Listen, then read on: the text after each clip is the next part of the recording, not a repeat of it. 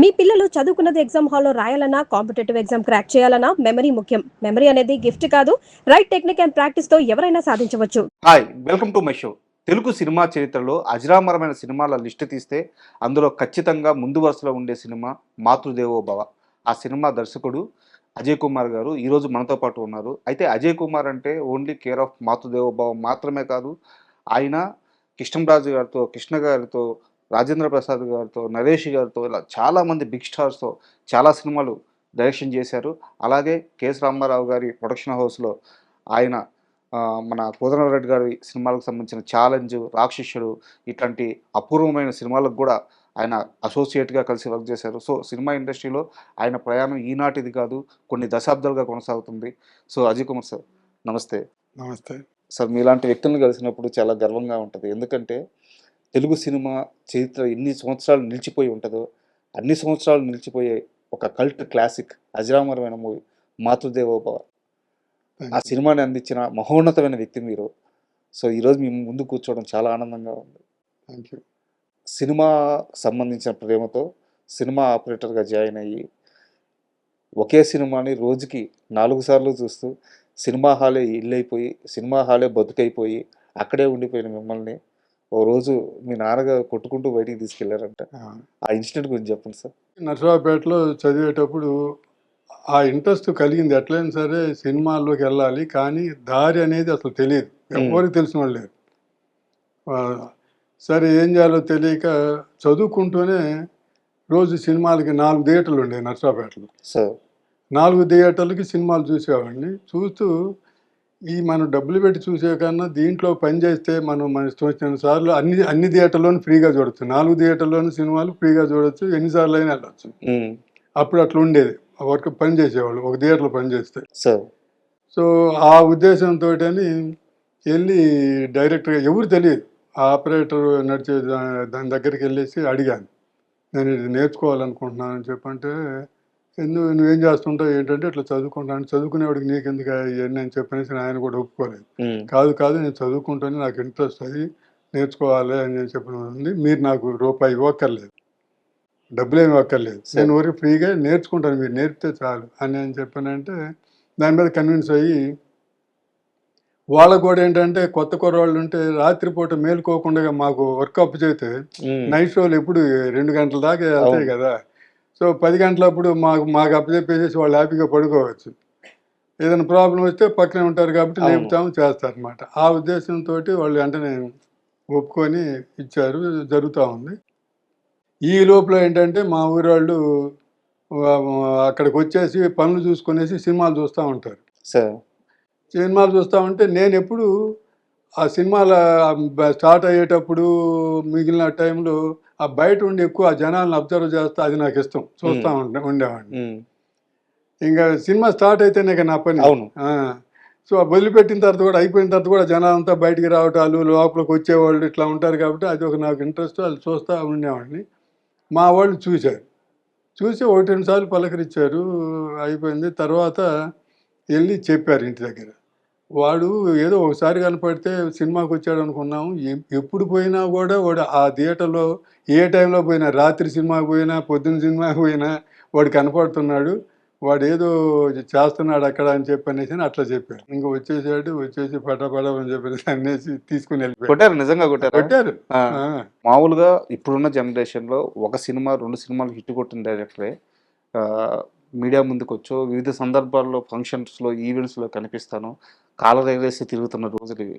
మాతృదేవో భవ లాంటి ఒక అద్భుతమైన సినిమా చేసి మీరు ఈ 33 సంవత్సరాలు ఇన్నేళ్ల గ్యాప్లో అతి తక్కువ, అసలు చాలా మందికి అయితే మీరే ఆ సినిమా చేశారని తెలియదు. కరెక్ట్. ఎందుకు ఎప్పుడు ఎక్స్పోజ్ అవ్వరు? ఇప్పుడు ఈరోజు ఈ ఇంటర్వ్యూ ద్వారా మాతృదేవో భవ డైరెక్టర్ ఈయనే అని నేను తమ్ము పెట్టుకోవాలి యాక్చువల్గా. అవును. సో ఎందుకు అంత ఎక్స్పోజర్ లేకుండా బ్యాకే ఉండిపోయారు? నాకు ఎందుకో మొట్టమొదటి నుంచి ఇష్టం ఉండేది కాదు సార్. ఇప్పుడు అంతమందితోటి సినిమాలు నేను అసోసియేట్గా ఉండి పెద్ద పెద్ద హీరోలతోటి వాళ్ళందరితో చేసి, డైరెక్టర్ల దగ్గర పెద్ద డైరెక్టర్ల దగ్గర చేసి ఇదంతా చేశాను కదా. వాళ్ళతోటి ఫోటోలు తీసుకోవటం కానీ పెట్టుకోవటం కూడా ఇంతవరకు చేయలేదు. అవునా? నాకు ఎందుకో ఆ సైడ్ అట్లా ఇంట్రెస్ట్ ఉండేది కాదు. ఎప్పుడు నేను ఫోటోలు తీసుకోవటం, పెట్టడం ఉండేది కాదు. ఈవెన్ మీ ఫోటోలు కూడా చాలా తక్కువే ఉన్నాయి గూగుల్. అదే. హ్మ్. అవి ఇంకా అవి కూడా ఎలా వచ్చినాయి అనుకుంటున్నారు? నా దగ్గర ఉండి కాదు. వినాయకరావు గారు, ఆంధ్రజ్యోతి వినాయకరావు గారు ఆయన దగ్గర ఉంటే మీ పాత ఫోటోలని ఒకరోజు పంపించాడు. ఆ! పంపిస్తే అయ్యో నేనే చూసి షాక్ అయ్యాను ఇయ్యేవి అని చెప్పి అంతేగాని అవి కూడా నా దగ్గర ఉన్నాయి కాదు అది. సార్. ఆయన పంపించాడు పాపం. అట్లా నాకు ఎందుకనో మొట్టమొదటి నుంచి వీటికి వెళ్ళటం గానీ, ఎక్స్‌పోజ్ అవ్వటం గానీ, మీడియా దగ్గరికి వెళ్దామని గానీ, ఇవి చాలామంది ఫంక్షన్స్‌కి ఎంతమందిని పిలుస్తారు. ఈ సినిమా ఫంక్షన్స్ వీటన్నిటికి. హ్మ్. కానీ నేను వెళ్ళను. హ్మ్. ఎందుకో అది ఎక్స్‌పోజ్ అవ్వటం ఎందుకో నాకు ఇష్టం లేదు ఎందుకో స్వతహాగా. సార్. ఇప్పుడు గూడా ఇప్పుడు మీరంతా అడిగి 4 సార్లు అడిగి అదంతా చేస్తే ఇప్పుడు ఏదో సరేలే అని చెప్పనేసని అన్నాను గానీ నాకు అంతకు నేను ఎక్కడా కూడా ఫుల్ ఫ్లెడ్జ్డ్‌గా మీ ఇంటర్వ్యూలు కూడా లేవు. లేవు. ఆ! నేను ఇవ్వలేదుగా ఎక్కడి నుంచి వస్తాయి? సో, నాకు అదే నాకు స్వతహాగా ఆ ఇంట్రెస్ట్ లేదు. పిలిచినా కూడా నేను వెళ్ళను. సార్, ఒక చిన్న ప్రశ్నతో నేను 'మాతృదేవోభవ' సినిమాకి సంబంధించిన ప్రశ్నలోకి వెళ్ళిపోతాను. ఇది చాలా సేపు జరుగుద్ది. అయితే సినిమా గురించి మాట్లాడే ముందు ఇప్పుడున్న ఒక స్టార్ హీరో 'జూనియర్ ఎన్టీఆర్' గారికి 'మాతృదేవోభవ' సినిమాలో 'రాలిపోయే పువ్వా రాగాలెందుకే' ఈ పాట అంటే ఆయనకి అమితమైన ఇష్టం అంట. కీరవాణి గారు ఆ పాటని 'జూనియర్ ఎన్టీఆర్' గారికి డెడికేట్ చేసేసారంట. అంటే 'జూనియర్ ఎన్టీఆర్' గారి ప్రెజెన్స్ లేకుండా ఇంక ప్రపంచంలో ఎవరు అడిగినా సరే కీరవాణి గారు ఆ పాట పాడరంట. సో, తెలుసా మీకు ఈ విషయం? తెలుసు. ఎందుకంటే ప్రసాద్ ల్యాబ్‌లో ఆయన కనపడ్డాడు హ్మ్. డైరెక్టర్ గారు. కనపడ్డప్పుడు ఆహ్, నేను నీ ఫ్యాన్నయ్యా అన్నాడు రాజమౌళి గారు. మిమ్మల్నా? ఆ! హ్మ్. నేను నీ ఫ్యాన్నయ్యా అని చెప్పానంటే, అదేంటి అని చెప్పంటే, లేదు నేను ఫ్యాన్‌ని. నీ 'మాతృదేవో' సినిమాలో అసలు నేను ఎంత ఇంప్రెస్ అయ్యాను, ఏం చేశాను అని చెప్పనేసని ఆయన చెప్పాడు. హ్మ్. జూనియర్ ఎన్టీఆర్‌కి ఆ పాటలంటే విపరీతమైన ఇష్టం. హ్మ్. ఆయన కారులో నీ సీడీ లేకుండా ఉండదసలు. బా! నువ్వు ఎప్పుడైనా సరే చూడు. ఆయన దగ్గర ఆ సీడీ కంపల్సరీగా ఉంటుంది. ఆయనకి అంత ఇష్టం ఆ సినిమాని గురించి, దాని గురించి అని చెప్పనేసని ఆయన చెప్పాడు. హ్మ్. దాని ద్వారా తెలుసు జూనియర్ ఎన్టీఆర్‌కి అంత బాగా ఇష్టం ఆ పాటలని చెప్పనేసని. సార్. అదే అదే రాజమౌళి గారి ద్వారా తెలిసింది. ఓహ్! సూపర్. అయితే 'మాతృదేవోభవ' విషయానికొస్తే సార్, ఆహ్, ఇదొక మలయాళీ సినిమాకి సంబంధించిన రీమేక్ కథ. అవును. కథ మీ దగ్గరుంది. అవును. బట్ అంత ఎమోషనల్ బ్యాక్‌డ్రాప్ ఉన్న స్టోరీని తీసుకొచ్చి 'కెఎస్ రామారావు' గారు మీ చేతుల్లో పెట్టినప్పుడు, ఆ సినిమాని తెలుగు నేటివిటీకి తగ్గట్టు మార్చడానికి మీరు చేసిన మొట్టమొదటి ప్రయత్నం ఏంటి? ఫస్టు ఆయన అంత హెవీ సినిమాని ఒక కొత్త డైరెక్టర్‌కి ఇవ్వటం అని చెప్పనేది మామూలు విషయం గాదు గదా! అవును. కదా! ఖచ్చితంగా. అయితే ఎందుకిచ్చాడంటే, దానికి ముందు నేను 'కొంగుచాటు కృష్ణుడు' అని చెప్పనే సినిమా కెఎస్ రామారావు గారికి చేశాను. సార్. దాంట్లో మీనా, నరేష్, పెద్ద హ్మ్. నరేష్ వాళ్ళిద్దరు హీరో, హీరోయిన్లు. మెయిన్ ట్రాక్ ఏమో comedy. Sir. Side Suthivelu character ఒకటి సెకండ్ హాఫ్ అంతా మొత్తం ఎమోషన్ ఉంటది సార్. ఎమోషన్. అవును. సుత్తివేలు కూతుళ్ళు ఊరేసుకోవటాలు ఇదంతా చాలా అవును. ఎమోషనల్. చాలా అవును. ఇది ఉంటుంది. సో, నేను ఆ ఫస్ట్ సినిమాలోనే ఇటు కామెడీ, అటు ఎమోషన్స్ 2 బ్యాలెన్స్ చేసేసేసి తీసింది. అది బాగా నచ్చింది హ్మ్. రామారావు గారికి. హ్మ్. ఎమోషన్స్ కొత్త కుర్రోడు ఇంత ఎమోషన్స్ తీశాడు ఫస్ట్ సినిమా. నేను తెలిసున్నా అంతకుముందు ట్రావెల్ అవుతున్నా గూడా వర్త్ తెలీదు గదా! అవును. నేను చేసినయన్నీ గూడా చిరంజీవి గారితోటి సినిమాలు అన్నీ ఫైట్ మూవీలు ఇది గదా! అని చెప్పనేసని అది చూసిన తర్వాత ఆయనకి ఒక నమ్మకం కలిగింది. బాగా హ్మ్. తీస్తాడు. ఈడు ఏదైనా చేస్తాడు. ఈ లవ్ అయినా గూడా, ఎంటర్‌టైన్‌మెంట్ అయినా గూడా, సెంటిమెంట్ అయినా అని చెప్పనేసని ఒక నమ్మకం కలిగింది. సో, ఇది ఆయన చూసిన తర్వాత ఇక వేరే థాట్ ఏమి లేదు. తీసుకొచ్చేసి ఒక చిన్న సినిమా కొన్నాను. హ్మ్. అది నువ్వు చేస్తే బావుంటుంది అని చెప్పనేసని ఆయన నమ్మి నాకిచ్చాడు. హ్మ్. అది నేను చూసినప్పుడు దాన్ని ఇక కంప్లీట్‌గా దీంట్లోకి మార్చుకోవాలి. మనం హ్మ్. మార్చుకుంటే మాత్రం డెఫినిట్‌గా బాగుంటుందని చెప్పనేసి నమ్మకం కలిగింది. అప్పటికి ఆయన చూపించినప్పుడు అప్పటికి అది హిట్ అయిందని గాని అది కూడా ఏం తెలీదు. హ్మ్. జస్ట్ ఆయన ఏదో వేరే షూటింగ్‌కెళ్ళాడు. గ్యాప్ ఉండేసేసేసి చూసాడు అది అనుకోకుండా. సో, చూసిన తర్వాత ఇంక నాకు సత్యమూర్తి రైటర్ 'దేవిశ్రీ ప్రసాద్' సార్. వాళ్ళ ఫాదర్. సార్. అతను బాగా మేము ట్రావెల్ అయ్యాం. కోదండరామిరెడ్డి గారితోటి వీటన్నిటికి హ్మ్. చేసేవాడనమాట.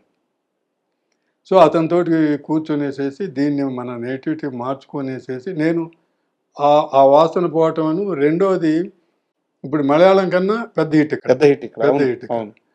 అయితే దానికి ఏంటంటే ఇప్పుడు సెంటిమెంట్ పిక్చరు, సెంటిమెంట్ తీయటం అనేది చాలా కత్తిమే సాంగ్ లాంటిది. సార్ ఎందుకంటే ఒక సీను కొంచెం ఎక్కువైనా కూడా సెంటిమెంట్ కదా బోర్ కొడుతుంది. బోర్ కొట్టద్దు నష్టపెడుతున్నాడు అని చెప్పని వెంటనే రిజెక్ట్ చేస్తాడు. సార్. తక్కువైందనుకో అది పండదు సీన్, దానిలోకి వెళ్ళలేరు, ఇన్వాల్వ్ అవ్వలేరు. సో అందుకని చాలా కష్టమైన విషయం ఇది. సార్. సో దాన్ని నేను మైండ్లో పెట్టుకొనేసేసి మన నేటివిటీకి సేమ్ టైము ఆ ఇన్వాల్వ్మెంటు ఎంత సీన్ ఉండాలి, ఎంత లెంత్ ఉండాలి, తగ్గకుండా పెరగకుండా అది కొలతేక, దాంట్లో ఇక డౌట్ లేదనమాట. తగ్గినా ఇచ్చినా కుదరదు, రాదు, అంతే.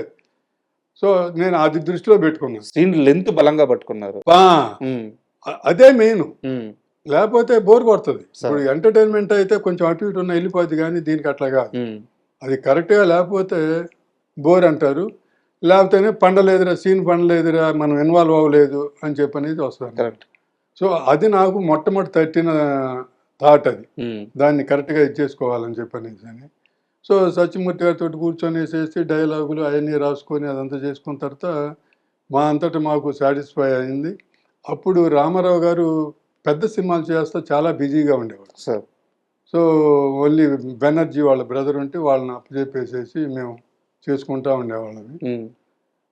సినిమా అంతా ఇక్కడే హాట్ సమ్మర్లో, మే నెలలో, ఇక్కడ సమ్మర్లో చేసాము సినిమా. హైదరాబాద్లో జరిగింది. హైదరాబాద్లోనే మేలో ఇక్కడ అంతా డ్రైగా ఉంటుంది కదా, మే నెలలో చేసాము. మీకు సినిమా అంతా కూడా చాలా గ్రీనిష్ గాను ఇదంతా ఉంటుంది అనమాట. ఈవెన్ ఆ వర్షం పడినట్టు ఆ రోడ్లన్నీ తడిగా. అది గమ్మత్తు ఏంటంటే ఆ వర్షం రోడ్డు ఇది అని చెప్పానంటే చోట అన్నాడు చాలా డ్రైగా ఉంది, ఆ సాంగ్ బస్సులో తీయాలి సాంగ్, రోడ్డు డ్రైగా ఉంది, నాకు ఫోటోగ్రఫీకి ఇది లేదు, ఎట్లా చేయాలి, ఏదైనా చిన్న ప్లేస్ అయితే వాటర్ తడుపుతాం, రోడ్డు ఎక్కడ తడుపుతాం మన వల్ల, అది కాదు కదా పైన ట్రావెలింగ్ అని చెప్పి అనుకుంటే అదే లక్ అండి.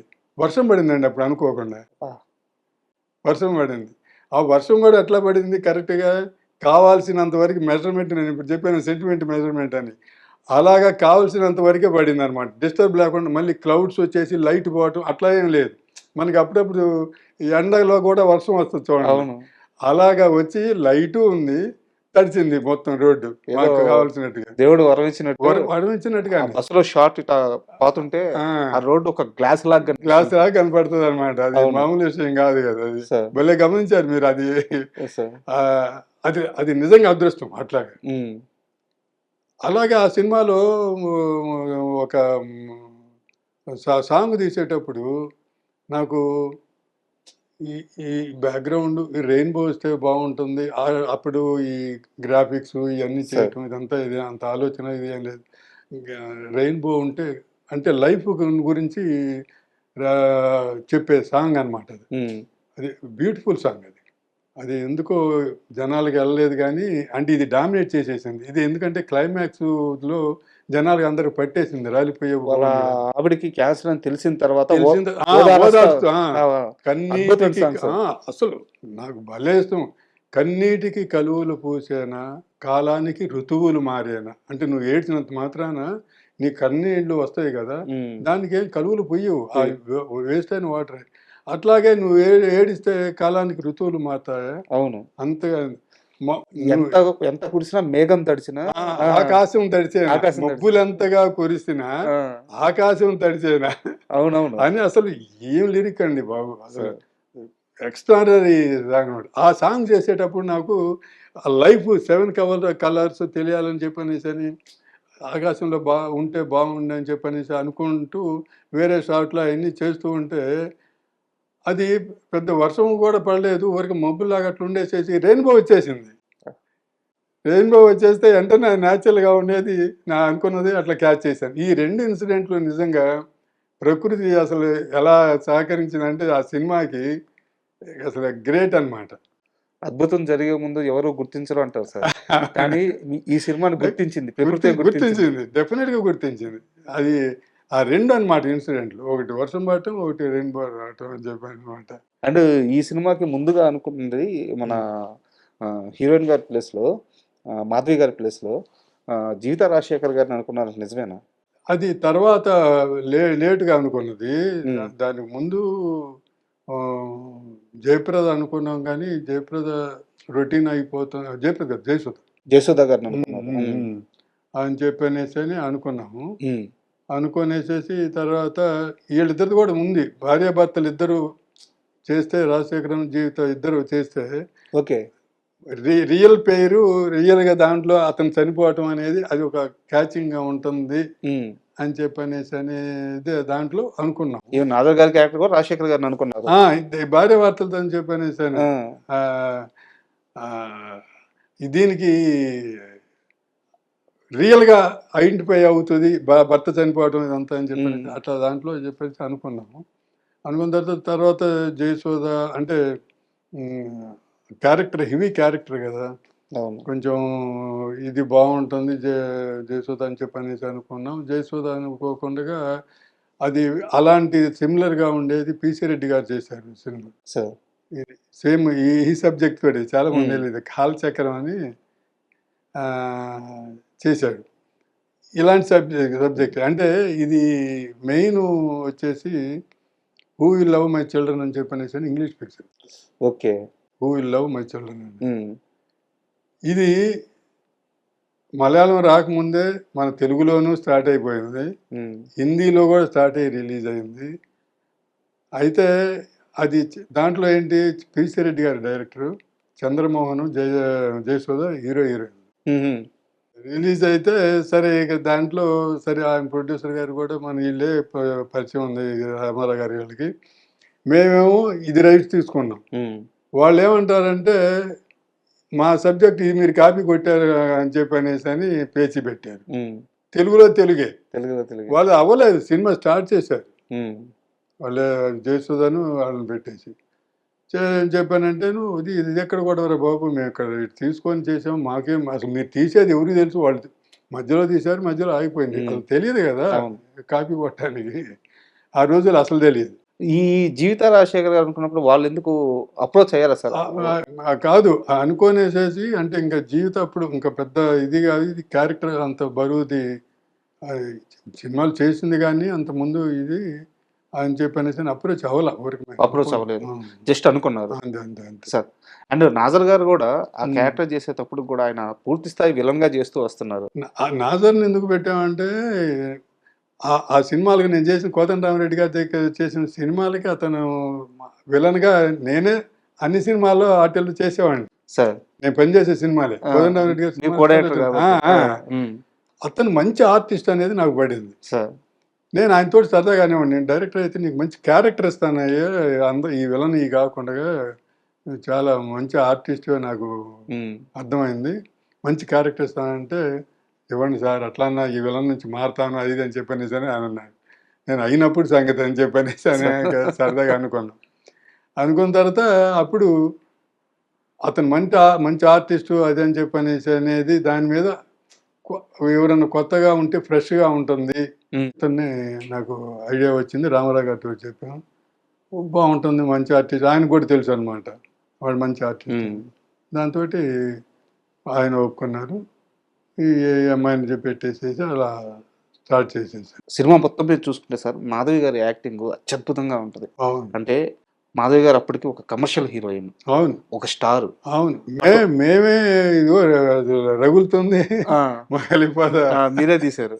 బట్ అలాంటి మాధవి గారు ఒక తల్లి పాత్రలోకి వచ్చి కళ్ళ ముందు బిడ్డల్ని వేరే వాళ్ళకి ఇచ్చేయాలి, బిడ్డలు వెళ్ళిపోతున్నారు, ఆ తల్లి బాధ, ఆ పెయిన్, ఆ ఎక్స్ప్రెషన్స్. అంటే నిన్న రాత్రి ఇంటర్వ్యూ కోసం సినిమా చూస్తున్నాను, ఒక 25 సార్లు చూసుంటాను సినిమా, మళ్ళీ 26వ కూడా ఏడ్చాను. అవును, ఇన్వాల్వ్ అయిపోతాం. అది యాక్టింగ్ గురించి చెప్పండి సార్. అంటే ఇప్పుడు సామెత ఉంటుంది కదా, వాళ్ళకి అప్పటిదాకా ఆమె గ్లామర్ రోల్సే వచ్చినాయి కానీ ఆమె టాలెంట్ చూపించుకునే రోల్ రాలేదు. సో అందుకని అది బాగా నచ్చి అమ్మాయి చేస్తే, ఆ అమ్మాయి దానికి తగ్గట్టుగానే బాగా కష్టపడింది సార్. బాగా కరెక్ట్గా ఉందా, ఇంకో కావాలంటే చేస్తాను, ఇంకోసారి అయినా చేస్తాను, మీరు అనుకున్న ఎఫెక్ట్ వచ్చిందా అని చెప్పి అనేసి అని అట్లా అడుగుతూ చేస్తూ తర్వాత డిస్కస్ కూడా చేసుకున్నాం. ఈ అడాప్షన్ ఇవ్వటం అనేది ముగ్గురు పిల్లల్ని ఇవ్వటం ఒకటే ప్రాసెస్ కదా తీసుకెళ్ళటం అనేది.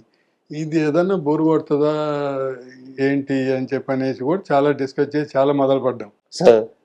ఎందుకంటే ప్రాసెస్ ఒకటేగా, అవునవును, అందరిని ఇవ్వటమే కానీ జంట వస్తుంది, ఒక్కో బిడ్డను తీసుకెళ్తాం, ప్రాసెస్ ఒకటే, వెరైటీగా ఏమి ఉండదు, చెప్పలేము. అది చెప్పే సీన్ పద్ధతి మార్చుకుందాం అని చెప్పి అనేసి అని దాన్ని ఏం చేయలేము. యాక్చువల్గా ఇన్నిసార్లు సినిమా చూసినా కానీ నేను ఇలా అబ్జర్వ్ చేయలేదు సార్. ఇప్పుడు మీరు చెప్పిన తర్వాత అర్థమవుతుంది. ఇప్పుడు ఉదాహరణకి కోట జంట వచ్చి తీసుకున్నా సరే, లేదా నిర్మలమ్మ మనకి అల్లు రామలింగయ్య గారి జంట వచ్చి తీసుకున్నా సరే, ఎక్కడా కూడా సీన్ లెంత్ ఎక్కువ ఉండదు. అదే చాలా షార్ప్ గా అయిపోద్ది. అదే అదే అదే చెప్పేది. అది ఎక్కడ పండాలో, సెంటిమెంట్ పండాలో అక్కడ ఉండాలి. మిగిలిన టైంలో అది షార్ప్గా వెళ్ళిపోతేనే ఇది వస్తుంది. అంటే ఇప్పుడు మీరు చెప్పే దాని దగ్గర ఈ తల్లి కూతుళ్ళని పిల్లల్ని ఇవ్వటం అనేది ఎక్కువ ఉంటుంది, కానీ వాళ్ళు తీసుకెళ్ళటం అనేది షార్ప్గా వెళ్ళిపోద్ది. వన్స్ అయిన తర్వాత ఇక నష్టం ఉండదు అన్నమాట. కానీ ఇక్కడ తల్లి దగ్గర నుంచి వేరు చేయటం అనేది అది కంపల్సరీ కావాలి, అది ఇన్వాల్వ్మెంట్ కావాలి కదా. సో డైలాగులు ఉండవు పెద్దగా, ఓన్లీ ఇదే అనమాట. ఆ సెంటిమెంట్ దీంతో అది అంత ఉంటుంది. తర్వాత వన్స్ ఇది అయిన తర్వాత రండి త్వరగా టైం అవుతుంది, ఇదే ముహూర్తం ఇది అని చెప్పనేసి కూడా అనిపించాను. నజ లేకుండా డైలాగు వెళ్ళిపోయేదానికోసం అని చెప్పనేసి. సో ఇవన్నీ చాలా ఫ్యాక్టర్స్ ఉంటాయి. అయ్యా మామూలుగా మన కామన్ పర్సన్కి అనవసరం. అది వాళ్ళకి బాగుందా లేదా నచ్చింది అని చెప్పి అనేది తీసేవాళ్ళు జాగ్రత్తగా ఉండాలి. తీసేవాళ్ళు. కానీ ఇప్పుడు మీరు కూడా ఇప్పుడు అబ్జర్వ్ చేసేవాళ్ళు కొంతమంది ఉంటారు. అందుకని చెప్పనేసి ఇప్పుడు విఎన్ ఆదిత్య గారు ఉండేసి, సార్ అసలు ఆ సినిమాని గురించి మీతోటి మాట్లాడాలి, అసలు అది ఎలా తీశారు ఏంటి అని నేను ఎన్నిసార్లు చూశాను, ఒకసారి అసలు మీతోటి మాట్లాడాలి, అది ఎట్లా తీశారు అనేది. అంటే వాళ్ళు టెక్నికల్గా ఆలోచించి చేసే వాళ్ళ సంగతి నేను చెప్పేది. సో అందు కామన్ పర్సన్కి ఆటోమేటిక్గా ఇవన్నీ తెలియకపోయినా నచ్చుతుంది. అది ఇంపార్టెంట్ అక్కడ. అండ్ మాధవి గారు ఆ టైంలో తీసుకునే రెమ్యునరేషన్స్ చాలా హైలో ఉండేవి. ఈ సినిమా కోసం ఎంత ఇచ్చినా పర్లేదు. అవును, క్యారెక్టర్ ఇది ఉంది అని చెప్పనేసి అని నిజంగానే ఆ అమ్మాయి అసలు రెమ్యునరేషన్ గురించి ఆలోచించలేదు, ఫెసిలిటీస్ గురించి ఆలోచించలేదు. ఎందుకంటే అక్కడికి పోయి నాగార్జున వాళ్ళది ఫామ్ హౌస్ ఉంటే దాంట్లో పోయి ఉన్నాం. ఉండి దాంట్లో మెయిన్ ఏంటంటే ఆ సినిమా అంత బాగా రావడానికి ఇంకో కారణం కూడా ఉంది. అందరిని తీసుకెళ్ళి అక్కడ పెట్టేశారు, అక్కడే ఉండటం చేయటం. ఒక మాధవ్ గారు మాత్రం సిటీలో ఉండేవాళ్ళు, నాజర్ కూడా అక్కడే ఉండేవాడు మాతోటి పాటు. ఎక్కిన ఆర్టిస్టులు అంతా, టెక్నీషియన్ అందరూ అది తోట, ఆ తోటలో ఉండేవాళ్ళం. సో మూడ్ అనేది చేంజ్ లేదు.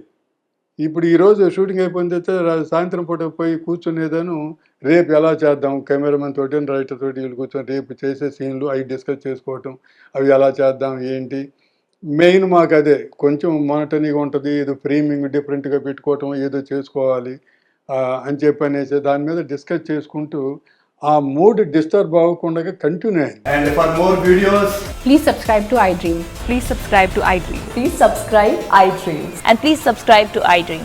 For more videos, subscribe to iDream. please like, share and subscribe to the channel. Congratulations, iDream. Subscribe to iDream. Subscribe to iDream. So subscribe to iDream Media. iDream ki iDream team andarki huge congratulations. Please subscribe iDream Media. Please subscribe to iDream. Subscribe iDream. Please subscribe to iDream. iDream అంటే నా కళల channel subscribe చేసుకున్న నోరు తిరుగుతలేదు, మీరైతే గంట గుర్తు కొట్టండి. For more such videos, please subscribe to iDream. Subscribe to iDream. Please subscribe to iDream. Please subscribe iDream Media. Please do subscribe to iDream. Please subscribe to iDream Media. For best entertainment and information, please subscribe iDream. And don't forget to subscribe to iDream.